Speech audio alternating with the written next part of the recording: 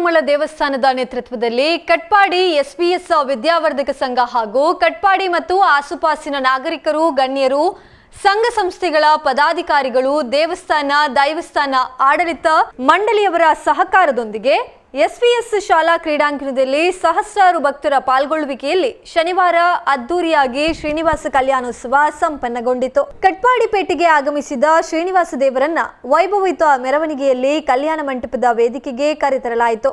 ಬಳಿಕ ಶ್ರೀದೇವರ ವಿವಾಹ ಮಂಟಪ ಪ್ರವೇಶ, ವಿವಾಹ ಮಂಟಪಕ್ಕೆ ಶ್ರೀ ಪದ್ಮಾವತಿ ದೇವಿಯ ಆಗಮನ, ಸ್ವರ್ಣಮಣಿ ಬಂಧನ, ಮುಹೂರ್ತ ನಿರೀಕ್ಷಣೆ, ಮಾಲಾಧಾರಣೆ, ಬಳಿಕ 6:25 ಗೋಧೂಳಿ ಲಗ್ನ ಮುಹೂರ್ತದಲ್ಲಿ ಕಲ್ಯಾಣೋತ್ಸವ ನೆರವೇರಿತು.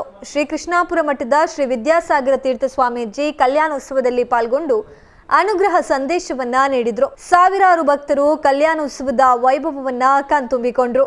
ಸೇವಾಕರ್ತರಾದ ಕೆ ಕೃಷ್ಣಮೋಹನ್ ಪೈ, ಕಟ್ಪಾಡಿ ವಿಜಯ ಪೈ, ಪುರುಷೋತ್ತಮ್ ಪೈ, ಕೆ ಸತ್ಯೇಂದ್ರ ಪೈ, ಶಾಸಕರಾದ ಕಿರಣ್ ಕುಮಾರ್ ಕೊಡ್ಗಿ, ಗುರುಮೆ ಸುರೇಶ್ ಶೆಟ್ಟಿ, ನಟ ರಮೇಶ್ ಭಟ್ ಕಟ್ಪಾಡಿ, ಶ್ರೀ ವಿಶ್ವನಾಥ ಕ್ಷೇತ್ರದ ಅಧ್ಯಕ್ಷ ಮಹೇಶ್ ಅಂಚನ್, ಜಿಲ್ಲಾ ಪಂಚಾಯತ್ ಮಾಜಿ ಸದಸ್ಯೆ ಗೀತಾಂಜಲಿ ಸುವರ್ಣ ಸಹಿತ ವಿವಿಧ ಸಂಘ ಸಂಸ್ಥೆಗಳ ಪ್ರಮುಖರು ಈ ಸಂದರ್ಭ ಭಾಗಿಯಾಗಿದ್ರು.